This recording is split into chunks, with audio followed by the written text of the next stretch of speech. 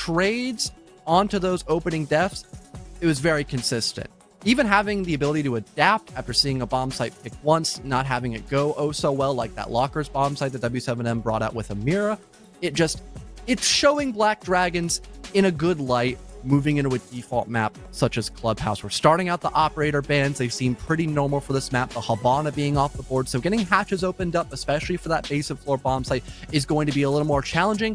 And the Ying ban is a great option, since with Tropicals, I mentioned this earlier, for their attacking half in the last best of one they played, they didn't have all too much execute success when they were trying to attack on Cafe. And I think a big prospect because of that is probably due to a lack of a Ying.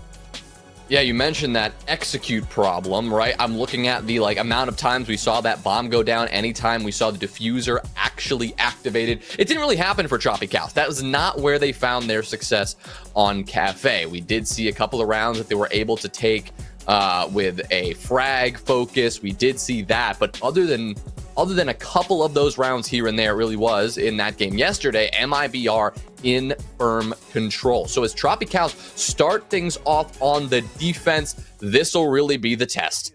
If they want to win this game, we need to see a successful defensive half for them. It's Clubhouse, so you gotta look to go even at the very least on defense, but I'd argue that a little bit more.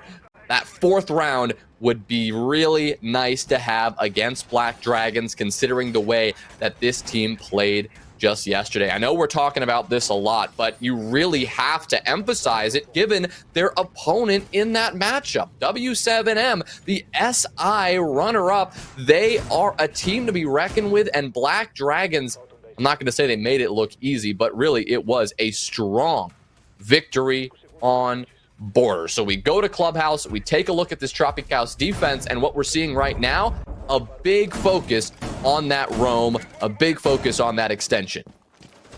Not only that, but having a couple of sets of impact grenades, maybe to impact trick either the hatches that could be opened up by whether it be the thermite charge or any secondary hard breach that could be available. It's not here in round number one. And even the triple wall that Black Dragons might opt to go for, since they have the range hard breach of Stemp with those Selma charges. But like you mentioned, Jonah, with the emphasis of roamers being employed for this basic floor bomb site, it's going to be a long while until Black Dragons can maybe get the ball rolling in the execute department. They have the entire map to clear with 3 different defenders playing on the second floor. You've got PPWS focused on both the Logi hatch and maybe a bit of Jacuzzi pressure in case that wall gets opened up, while the rest of the defense seem to be a little more focused towards cash and also maybe that construction part of the map. But with a lot of different avenues to rotate from, especially if they can open up those hatches, it might not be a problem. But what is an issue is Ion getting injured, maybe falling off the roof perhaps, and getting finished off by STK for the opener. Well, that was STK, I think, who had a couple of bullets spraying through that garage wall. I don't know where that information came from, but certainly paid off. May have had maybe a couple of pre-placed holes looking outside, trying to get aggressive early, but regardless, it worked, right? Tropicals have claimed the opening kill, and as a result, they've chosen to back off entirely. Everyone now rotated away, playing down below, and the timing of that, so tough for Live. He got hit by the EDD, by that Capcan trap, and then backed off only to get downed before the full retreat could happen. On the other side, in Moto, we just saw another key point for this defense, the Electro Claw trick. I think it worked. I think that exothermic charge was denied. No pocket EMPs as well to get rid of that Cade Claw. So now Basetto, he's got to figure out where he could try to attack from. You still have Live currently bleeding out in the bottom of Oil Pit, but it looks like someone's trying to bait his body to maybe kill Neskin if he gets a bit too aggressive. Basetto now rotating over as well, I believe. You could maybe get that hatch opened up inside of Stock, and there's someone playing on the secret staircase, that actually being the Thermite. Funny enough, forcing back this castle with a couple of flash grenades, and Stemp from the backside shuts down STK. Here comes the rush attempt by Stemp. It works out perfectly. 2 kills, and Live just now gets picked up. It's a 4-on-3, fully confirmed. Good kills from Stemp. There's a third. Look at this. Turning it up in this round. Maybe a fourth. Yes, wow. Levy just walks right into it. Stemp on for an ace. In theory, if Yex gets exposed here, he'll just walk straight into Church, no problem. He could try to get this bomb down. Instead, they will hunt for the frag. It's Patoxy to get the final kill, but what a change. what a swing in that round for Black Dragons as Stemp just makes it work. And that's the willingness there for Black Dragons to get aggressive when they need to. It seemed quite dire. Tropicals, they had a fairly successful roam, wasting about 1:20 on the clock, and also killing Ion, who again, that's your pocket EMPs to try to stop a Cade trick or just the Cade claws in general.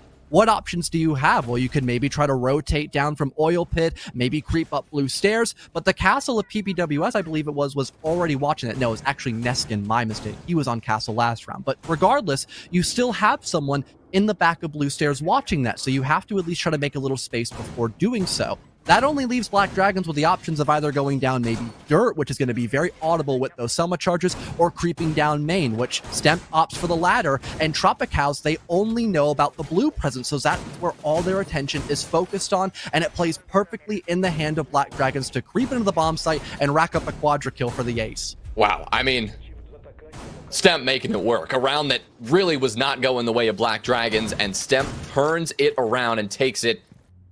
Well done and well capitalized on an opening that probably wasn't going to be there unless Tropicals put as much focus as they did into that blue hold, right? They felt the pressure from the Thermite coming down secret stairs. They felt the pressure from the Buck and Oil Pit. They really had to pivot, and that's when Stemp decided to pounce. So good rotation and a good call overall by the ace, despite the difficulties that they had initially just with hard breach and getting that site opened up. So not the cleanest, but they pulled it off, and now we look to round 2 where a gym and master defense comes in from the Tropicals. So far, looks like Black Dragons expecting someone to maybe creep down dirt to look for a kill once that jacuzzi wall gets opened up. It seems to be more of just a bait and switch, though. No one's actually playing over in dirt since we have the overlays to take a nice little glossary look at that. Baseto may be dancing around with Def here, spotting the bandit for just a second. SDK, a lot of HP drained off of his bar, and he'll have to just fall back, unfortunately, because of that, as someone was watching the Maverick hold being made by that Maverick. Now, having the Selmas deployed as well, they've got a nice entryway into this back hallway, but if you're going to want to go for this kind of direct execute, you would at least want to have someone trying to get that logic hatch opened up as well, and with someone playing underneath, maybe having an attacker go towards that main staircase from either bar or strip, just to guarantee there's no C4s or impact grenades to stop a plant.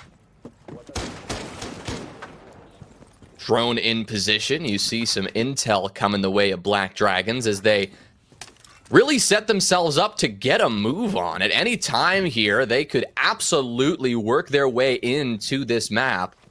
The danger, of course, being that bathroom wall. That's looking like Stemp's next objective, to get that Selma charge down and force the player out of the showers. Exposed, that's STK, already on low HP. He's got to back off. He'll send out his Nitro Cell and make for the hills. No more Nitro Cells remaining as Yex has impacts. We've got a deployable shield for Levy, but here comes Patoxy just working his way into bathroom. Timing on that was tough, but here are multiple attackers just trying to force their way in. It's a 2v3. Black Dragon struggling to connect on all the kills they need here. Levy's been cut down to just 1 HP, and the finisher from up top, it's going to be live with the shotgun to do it, but now it's all up to the Ash. 1v2. Knows where one player is. The spray from Logi comes in. If Patoxy can recover this diffuser, maybe try to get a plant down in Jim. This is not over, but instead, he's going to hunt for the kill. Spots the head of Neskin, deals with that quickly, but only 5 seconds remain. The diffuser's too far away. All Levy has to do is back off instead. He'll choose to take the fight, a risky decision, but he had the shotgun, point blank range. No problem winning that fight. Tropicals, they equalize. And although Black Dragons were aware there was someone by main stairs, their lurk from strip was not successful. Having the Valkyrie of Yex still alive caused a lot of trouble for them in that late round. It even forced Live to get hyper aggressive, and with him being only one of the few attackers left alive, him being traded, it put the Ash in a difficult position where, sure, they could try to plant the diffuser because no one's on the bomb site, but retaking in a 2 versus 1 and with you having no proper avenue of falling off the site to play a post plant correctly, that's just too dangerous. So the Ash has to get aggressive. They win the first 1-for-1, and Levy, he just goes for a gamble, decides, you know what, I've got the shotgun, I've got a lot of natural covered on this staircase. I know the Ash has to push for a gunfight. Maybe I can win it instead of risking that post plant position in a 1-versus-1, and it works out just enough for Tropicaus to equalize and now head to cash room. Tough spot there for Black Dragons without the diffuser in hand. That happens when it gets so chaotic. You're all trying to push in. Maybe one of your teammates goes down. You try to find the trade. But leaving that diffuser out on the jacuzzi balcony was really a problem. Yes, truthfully, at the end of the day, it would have been very tough to get that down in Gym.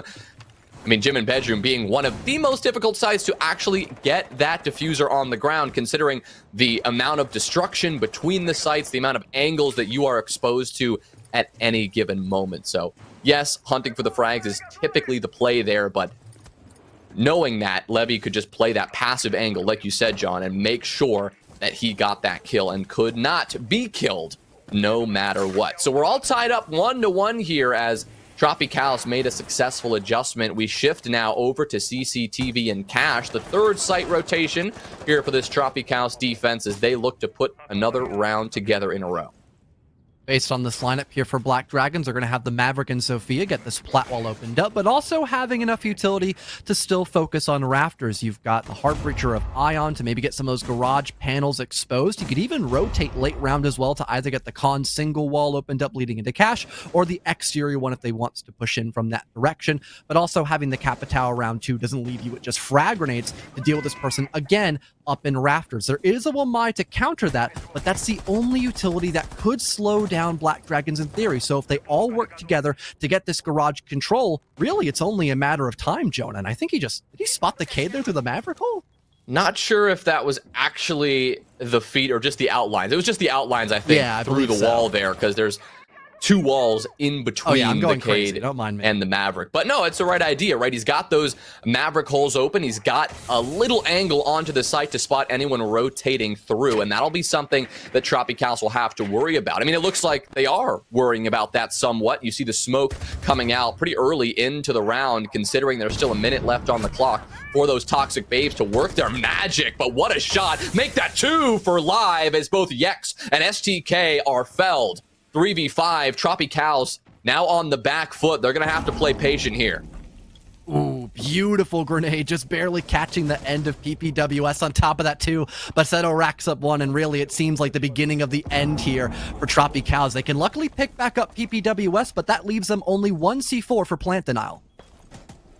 Yeah, you're going to wish you had a bit more explosive utility come the late round, especially with all 5 Black Dragons attackers still left to worry about. Baseto's been recovered. PPWS, a nice angle and a headshot onto Stemp is something, but misses his opportunity for that second kill. Plant now going down from Baseto. Neskin on the coverage on the red stairs, gets a bit of a spray, but cannot find the finisher. PPWS, though, gets another and is now a threat that Black Dragons need to quell. He's working his way around, now prone with the pistol in hand, gets the down onto Ion, gets the down onto Live. Wait a minute here, it's Patoxy in a 1v1, and Tropicaus, they pull it off. What a play to end the round, I cannot believe it. Having the revive on the Kaid was more than enough, especially when you had the Bandit watching red stairs, the only flank opportunity that Black Dragons had in those final 30 seconds, the barbed wire to grant perfect information for him as well. I thought it might have been a small blunder that Neskin brought it out instead of a secondary nitro cell to help stop that plant from going down, but PPWS with the TCSG shotgun and C4 was more than plentiful, especially since Neskin was there to back him up as well, and an early timeout being called by Black Dragons, but I really can't fault them for that. They've had 2 incredibly close calls back in round number 2 and the previous round we just saw over a couple of minute mistakes, or not even necessarily mistakes. They just didn't finish off PPWS when they downed him via that vertical play. PPWS, oh my goodness. What is that? Holding off the entire attack from Rafters and from the breach at the same time. All the while, there was some pressure being applied on the top of red stairs. The Bandit, Neskin, he could not survive that long on his own. ended up going down, and it just came down to PPWS against the world. That was a 2v5, and Tropicaus managed to win it. That is an insane clutch. I mean, you look at the kills for PPWS, only 2. That was not about getting all the kills there and just buffing the stat line. That was about downing players, being that element of surprise, shuffling around the site, and preventing Black Dragons from getting comfortable. And it worked. It was brilliant. No idea how he managed to pull that off, but Black Dragons sent reeling. Like you said, John, the timeout makes perfect sense. I mean, after that happens to you, you've got to take a moment to regroup and settle down, because you do not want to let things spiral out of control any quicker. And even going back to round number 1, imagine you had like a shield looking down that long hallway for bottom main. Stemp might have not found as much success as he did. This could have been a 3-0 flawless first opening here in the couple of rounds that Tropicaus have had in this first half. So again, can't really fault them for trying to go for that timeout and looking to reset the tempo against the defensive side of Tropicaus. And speaking of them, once again, they're opting to go for a completely new lineup for this top floor extension when defending Church and Arsenal. They also have STK on the Mira just to try to waste even more resources for this clear that Black Dragons are now forced to do, starting their way from both Garage and CCTV, but they still have to worry about this logistics position because, again, there's a mirror window that PPWS can play off of. So the only real threat he's got to worry about is potentially either a nasty crossfire or those frag grenades by Batoxi. Man, I mean, I'm still having a tough time moving on from that last round, John. I mean, good lord. PPWS. An insane way to end a round that should have absolutely gone the way of Black Dragons. This should be 2-1 the other way, no question about it. But Tropicaus more than happy to take the lead here, and they'll be looking to add to that. C4 goes up. STK almost got it. Basetto, though, just barely saved by the shield in front of him. It's not going to eliminate all that much damage, but enough to keep Basetto alive, although just barely. Speaking of, you've got Live joining Basetto in this position, using that Osa shield to get that long angle all the way through to the site, really trying to pin Tropicaus back. So far, Black Dragon still just trying to take as much time as they need to look for this opening fight, but still not able to get it. Although, I did notice for a moment here, I made a small mistake. The basement floor bomb site is not in play. It's actually bar and stage, funny enough, for Tropicaus. So, albeit they haven't cleared out the entire top floor, just making sure no one can play inside of construction for that vertical play is all they're going to need, so long as they get that stage wall opened up, and if Basetto can set down that Osa talent shield, which he ends up doing so, or at least attempts to, by the main lobby in just a few moments. Yeah, that angle on the top floor, it's not to look into the site per se, because it's not gym and bedroom that we're focused on right now. Like you said, we're down in bar stage. We're down on a site that depends heavily on vertical control. So once Black Dragons take that space up above, that's where then they're going to begin to transition down below. Yex will shut down Basetto by just taking out his feet below him. Stemp now alone, walking straight up the hallway, nearly lines up 2, but gets denied for the second. PPWS shuts down Live as he tries to make a move, and now it's Batoxi. Now it's Ion in this 2v2 situation. The coverage from Ion, it's just good enough to stall out the bandit, but not prevent Neskin from getting the kill entirely. The bomb is down, and Batoxi's got to do this one himself. Doesn't know which way to look. The bandit right around the corner. You've got to be careful here, Batoxi. This is not a fight you're going to win easily. Neskin drops to his feet, goes for the drop shot, knowing the support from PPWS had arrived. So Tropicaus, a successful retake, and they'll take the lead 3-1.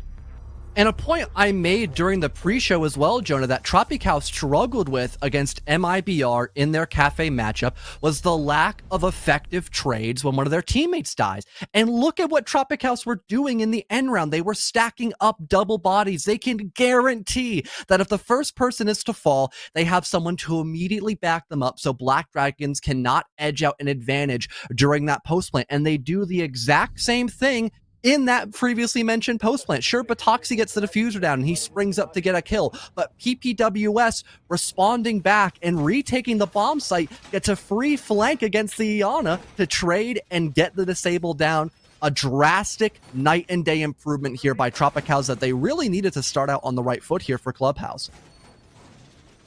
We look down to the basement. This time, John, for real this time.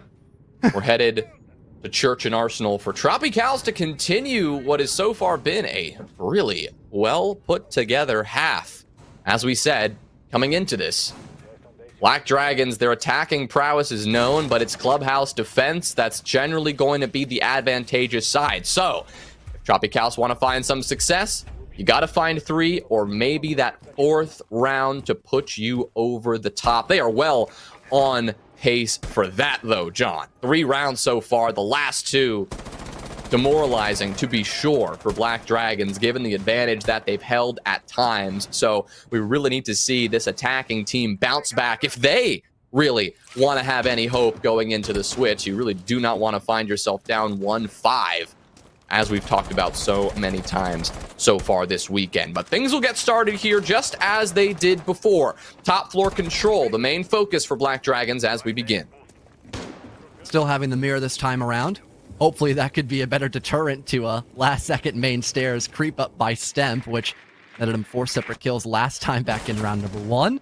Seems like Tropicals once again going for another extension with the help of these castle barricades and maybe a few Wamai magnets as well in the pocket of Yex, but he's beginning to fall away down into the first floor. Luckily, having this secondary shotgun, you can make a couple of longer angles here to maybe force back Black Dragons if they were to try to get inside of Kitchen a little too early in this round without being fully prepared for that extension closer to bar. SDK spots out a drone, begins to fall a bit farther back, and this main fight is going to be make or break here for Black Dragons. You see STK backing off. He knows the pressure's coming. Also not afraid to bring out the C4 if he needs to. Trying to maintain just enough information from his teammates to know where these players are coming from. Live trying to pressure this at the same time. Finally gets a clear call that he can move on in. And at the very least begin this vertical pressure. The soft destruction with the skeleton key now his focus for the next minute of this round. But the big difference maker here for Black Dragons is this was much slower than before. They have not cleared out Tropicals at the same pace that they did in that very first round, which they ended up taking, keeping in mind that that round, well, it was won on the backs of just one player, one on the back of a Stemp 4K. Live sent sky high with a well-placed C4, 50 seconds left.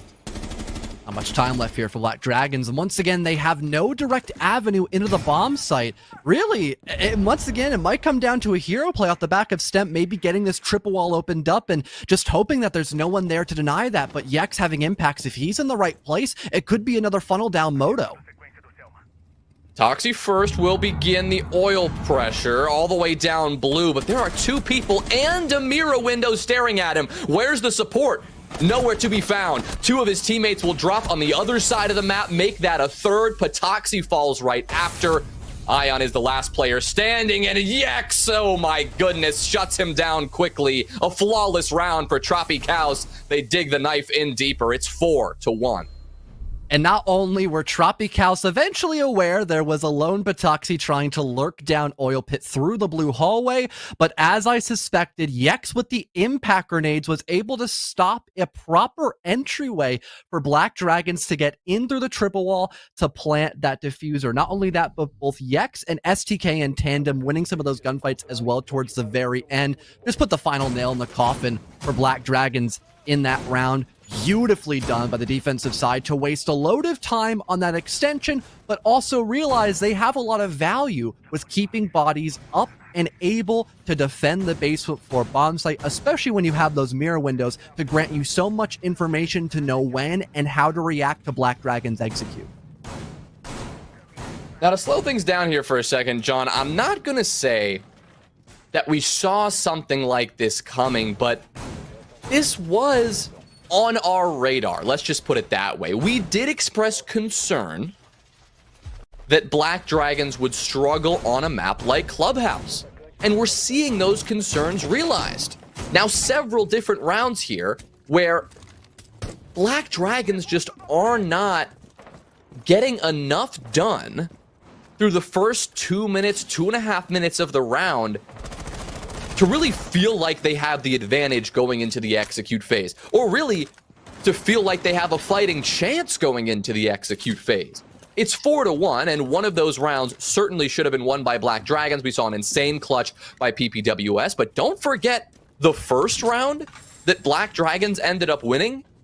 It probably should have gone the way of Tropicals. It was the clutch and the quad kill from Stemp that did it, but without that, where would Black Dragons be? They would look like a team that has really failed to secure basement control at this point. I came in hyping up Black Dragons. I really thought that they had a bit more to offer on this map, but so far, they really just have not been applying enough pressure in this, again, first chunk of the round to justify any sort of hope in that last few minutes of the execute. Now Black Dragons looking to go for roughly the same attacking strat they had last time Jim was in play. End up having the Maverick getting a little bit of an opening towards that Jacuzzi wall, and maybe at some point you could have the Sledge rotate around to help you there to get the soft breach intact. Minute 30 left to go here still for the offensive side, and Tropicals really don't seem phased by what's going on here for Black Dragons. I like the castle barricade as well to almost guarantee that Black Dragons are forced to funnel into one set direction for this play. And wow, Yex, the game sense, expecting someone to try to challenge that main stairs player by opening up the castle barricade. He prones under it to get a free opening kill. There's the Nitro Cell tossed out by SDK from Strip, but it's not going to land on anyone. At least Stemp is still injured and could get finished off though. Yeah, he's picked back up, but like you said, low HP. Yex is also precariously low at this point. Surprise, though, from Ion. Sneaks around in the kitchen, and Yex was not expecting that. So already low HP anyway, but finished off for good. That means we're in an even 4v4 here, but with 45 seconds left, you do still see Tropicals in some pretty solid positions. SDK, for example, he's sitting down below. Someone's got to deal with him, and I don't know if Ion even knows he's there. He's busy cooking a nade, and he gets shot in the face.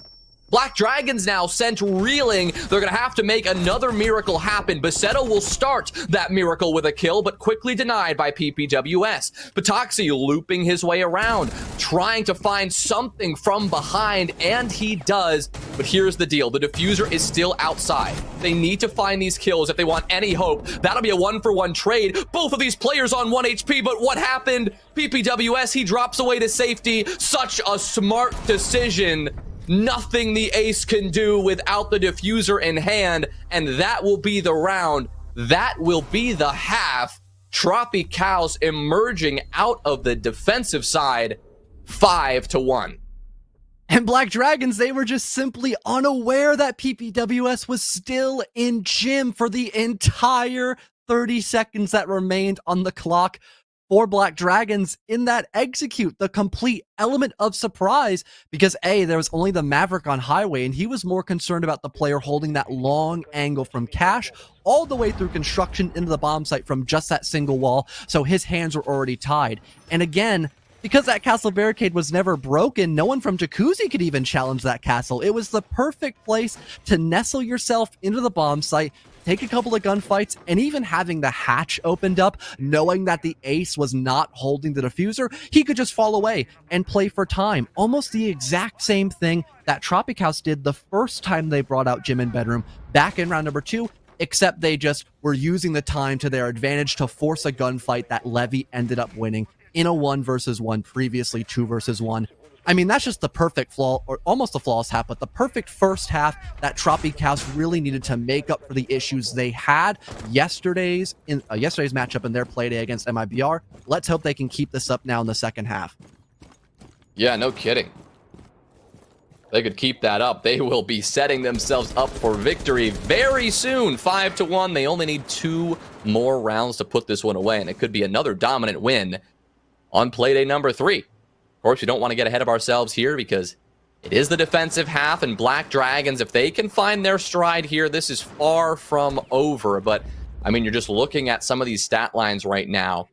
I mean, it seems like Tropicals across the board, they're all really putting up some legit numbers. And frankly, Black Dragons are doing the same. Basetto and Ion are really the only two lacking just slightly. 2-5 and 1-6 respectively. But Patoxy's doing well. Stemp's going even. Live's still positive. It's not the one-sided affair in terms of kills. It's just, you know, one-sided in terms of the round count. Tropicals now dropping into the map. trying to further this advantage as they begin to take this map control. Black Dragons begun with a bit of an extension, but have since backed off, shot a couple of drones, and have retreated back to the site. Tropical's luckily having enough utility to get some vertical down once they move their way into that first floor, but they're still just double checking, making sure that no one else is trying to linger on this roam extension. Not too sure if they're aware there's a defender still over by Strip. That could be a problem in the late round, but for now, they'll mostly be, again, focusing on if there could be some vertical left to be done. Seems like with the rotate holes made by Strip and a Selma being deployed, they are completely aware someone's in that general vicinity. But PPWS, he's just in the bomb site, but not for very long, as Live will rip him to shreds with the MPX and might be expecting another to trade. It seems to be a fast action round here for Tropicals. I don't know what happened there with PPWS. He decided to sprint in and die after getting the first one, but the rest of Tropicals now close behind, challenging this shotgun close range, and it works for one, but not for the second. Yex has been downed. Levy is cut down to low HP. Same goes for STK. Black Dragons really trying to hold this down right now. Live taking a more passive position as the flashes come in. Holding off this presence from Blue is essential, and he does it. Yex is now the last alive. 2 players hold his cross. There is no way he is going to get out of Dirt Tunnel alive. Yep, that's confirmed, as it is Stemp to get that final headshot. And Black Dragons, a messy start, but a strong finish to that basement defense. They'll get their second round on the map. And I don't hate the idea there for Tropicals to try to just go fast into the execute, especially when they already have Blue and Dirt control. But I think PPWS just jumping the gun and not waiting for the rest of his teammates to assist him over by Dirt, that might have been the bigger issue at hand. As with the Valkyrie not having to worry about anyone from that Dirt tunnel, they can just challenge that 1-for-1 gunfight and, you know, instantly waste PPWS. Now they've lost the man advantage, and they've also given pretty good info to Black Dragons that they're going to be rushing from both the Dirt tunnel and from Blue, especially since the hatch wasn't opened up in Kitchen, there wasn't any vertical going down, and they didn't hear nor see anyone coming in from main stairs, and that only leaves 2 options of Blue and Dirt, 2 locations Tropicals are trying to go for in that execute, which luckily Black Dragons still having plenty of, you know, bodies able to defend those 2 positions. They get a round win off of it. Keeping an eye on PPWS here and Yex, who have now both switched from, you know, that traditional Thatcher Thermite combination to a lethal shield duo. You've got the Monty and the Osa coming out for this attack. That'll be terrifying for Black Dragons, especially for whoever's going to be in Rafters, holding that position in Garage. Typically, that's where you're going to see the Monty push, unless Tropicals try to go for some kind of take from the back. But, I mean, look at this. Levy's got a perfect drone right onto the position that Stemp is holding. And at any time, we really could see Tropicals try to step up and take him out. First, just making sure that they're going to be secure from behind, setting up that Claymore, making sure this wall can get opened, and the Bandit trick denied. Great use of those EMPs from both PPWS and Yex to force the Bandit off and to get this wall opened wide. Luckily using common math there, saying that 4 is greater than 1, having the entire team essentially focused on getting that plat wall will get it exposed at a decent time in the round. Still 2 minutes to play with, and for Tropicals, you've got PPWS going on a very interesting rotate. Normally you would have your Montaigne put up in Garage to try to clear out Rafters without using too much utility, but instead, I think he'll be used as more of a spearhead to go for a construction execute into cash, while just using the plat wall as a cutoff angle for anyone still inside of the Garage trying to rotate into the bomb site rather than playing down below, which sure, this could work out here for Tropicals, but it seems like Black Dragons, they're slowly picking up to this adjustment. Right, I love this idea from Tropicals, but as you point out, John, the big worry is that if there's not enough pressure being established from the main platform wall or Garage, Black Dragons, they're going to catch on and they're going to adjust their defense accordingly. Right now, the only player remaining on that east side, well, it was Neskin, and he's finally going to drop away. So it should be pretty clear for Black Dragons now what they're dealing with. They've got their eyes on PPWS. They're going to throw some smokes out his way and stall out this attack as best they can. The next step here for Tropicals is going to be getting that construction to cash while open, and that's going to be easier said than done. Only having Neskin here to play underneath is definitely a big challenge. He's got to try to watch that vertical in from stock, as if not, that whole floor being soft could allow someone to deny the plant without even having to look at the Montaigne, or more specifically the Thermite, who's carrying that diffuser. This could be a huge issue in the final 30 seconds, as once again, there's no one to back up Neskin, and he's completely ISO'd. But he is sitting at this doorway, and maybe could be a key surprise in the end. And now look at this. Tropicals, they are once again pivoting all the way to the other side. STK will start us off with a kill, but Black Dragons 2 more to answer. Make that 3-4 as Neskin is finished off. 5 as Live will take care of Yex no problem. Just like that, an indecisive Tropicals that flip-flopped from one side of the map to the other on 2 separate occasions will get taken out eventually. Black Dragons take their second defense in a row, closing this gap to 2 rounds. I think Tropicals realized the futility of trying to go in for a plant when there could be vertical, still toxic smokes, and nitro cells used against them. So they try to rotate last second to go into plat, and hopefully Neskin can go for a gunfight and potentially win it. That does eventually work, but Black Dragons are still trading left, right, and center, and all that utility was also enough to kill the presence that was still lingering over from construction trying to get inside of cash room, which is where the diffuser was lying in wait. So even if the trades weren't as consistent there for Black Dragons, they still had case control, which would force Tropical's hand in a very difficult position with red timer ticking as well for them. Black Dragons having everything accounted for there while also matching the pace of Tropicals on their attack was the perfect remedy to hold on to cash and CC. Yeah, worked like a charm. Worked like a charm. It was definitely worrisome for a moment there for Black Dragons because Tropicals clearly showed us that they were willing to adapt. They wanted to move back and forth. They were going to change up the side that they were approaching from, but like you said, it didn't end up working out. Black Dragons, they remained patient. They didn't overcommit to one side or the other so that when PPWS eventually rotated back to the platform breach, somebody on Black Dragons was ready to stop it. So it's round number 9 where we turn our attention. Black Dragons looking to find a 3rd defensive round in a row. Maybe go for a clean rotation here off to gym and bedroom we go.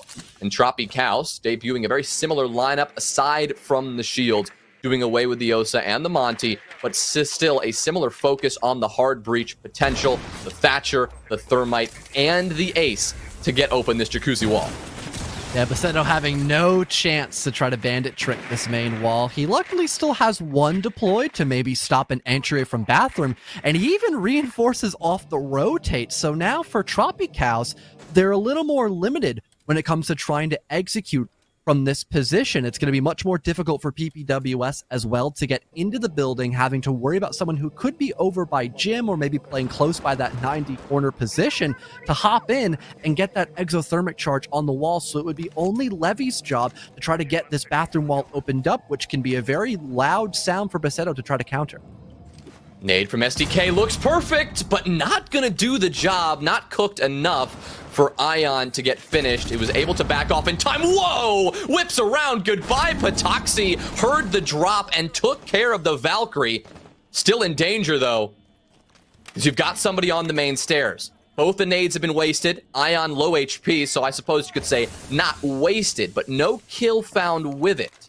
Ion's able to back off, the alibi still alive. STK really the only person solo pressuring the main stairs while this happening. You've got the breach open wide and you've got a presence building outside this jacuzzi wall. Luckily, though, you've got main stairs control. That's a huge benefit, but you still have to worry about Logi. A good kill collected by STK, and here comes the rush. They're in 2v5, 1v5 as Stemp is now the last player standing. Tropicals have made this one look easy. Levy's going to get this bomb down, and Stemp's going to do whatever he can to deny this or slow this down. He gets 2 and puts up a valiant effort, but cannot get the 3rd. Neskin working his way in from behind. Tried to be that little element of surprise, and that ended up working. So Tropicals, they are on the board again. They do not allow Black Dragons to get 3 in a row. And in doing so, they move themselves onto match point. And that win condition was definitely STK finding 2 very important kills at the beginning of that action phase, eliminating the flank that was being attended by Patoxy through the I believe it was a construction hatch drop, falling into stage to try to get a nice little flank against the lurking Iana. Not only that, but forcing Ion off of main stairs. It's still a very important position to have for the offense, especially when that bathroom wall is completely reinforced. Now you have another avenue into the bomb site. You could try to halt anyone that's trying to push from Logi aggressively by finding a new counterattack against them. So overall, it was a very important matter for STK to stay alive and just do his job as the pseudo entry for that round, so the rest of Tropicaus could eventually get into the bomb site, have the bathroom wall opened up at a decent time afterwards, and then hop into the bomb site with numbers to get that plant down. As you point out, though, John, STK's presence down below, so vital to that attack and the success there. Able to not necessarily get the kill onto the Alibi, that wasn't the important part, but apply enough pressure that it forced the Alibi to back off. Ion could not hold that position any longer, giving main stairs control to Tropicaus, establishing the crossfire between the Jacuzzi breach and that main stairs position, thus allowing them to rush in. So, combination of a few things that went really well for them there, spearheaded by STK and spearheaded by the combination of the Thatcher and the Thermite and the Ace that we're seeing Tropicaus running on several occasions, and they're doing it again. They are, of course, changing up who is on those specific operators, but it's PPWS on the Thermite, you've got Levy on the Ace, so a lethal combination of hard breach now. The focus, once again, for Tropicaus as they turn their attention down below to the basement. And the lineup here for Black Dragons, 4 different Nitro cells. I could imagine they're trying to really deny any kind of execute that could occur from either the Moto drop or someone trying to walk down the main stairs, which seems likely here for Tropicaus again. They've got the Ace for that range hard breach, so getting that triple wall opened up could be a huge issue in the late round, but having multiple Nitro cells for bottom main is going to be really beneficial here for Black Dragons, but they still need to worry about that lurk potential, which PPWS is trying to establish early by having that stock hatch opened up for someone who could rotate there later. The next focus appears to be this Moto hatch. In bar, the Electroclaw trick being teased down below. We'll see if it actually happens successfully. It does. Wow, that's essential. That is a huge boon for Black Dragons now. Live using that final Electroclaw to do God's work here, and actually grabs another one and dips away in the end, but it's not going to be possible to stop it. He's going to readjust, put that Electroclaw now on the church wall instead in an effort to deny Tropicaus from pushing from main stairs. But the Moto hatch is open. Some progress is being made, but the adjustment here, the utility focus from Black Dragon, so far it's paying off. And the nade misses as well onto that triple wall Cade Claw. So now you have only the Moto hatch and maybe trying to have someone drop down kitchen. Perhaps that's only if that hatch is opened up as well. Yeah, I think that's playing for Tropicaus. They'll try to have the case player drop down and have the butt cover from above with some nice timed vertical, but it's all going to rely on if Tropicaus can find an entry to cause chaos before that happens. And it's all going to rely on the timing. Can they get this right? Can they play together enough? That's the question. We'll see it here from PPWS in just a moment. Flash goes in. Make that 2, make that 3, biding his time and now dropping it on in. Predictable though, Stemp is ready, denies 1, but not the second. Now it's a 1v4, 1v5, it's Tropicaus to take round 10 and to take the map. What a way to win it. As you said, John, it was a well-timed push. The 3-2-1, the execute on the site down below, and they just get kill after kill after kill to put them over the top. It's STK with the MVP, and it is Tropicaus with the win over Black Dragon.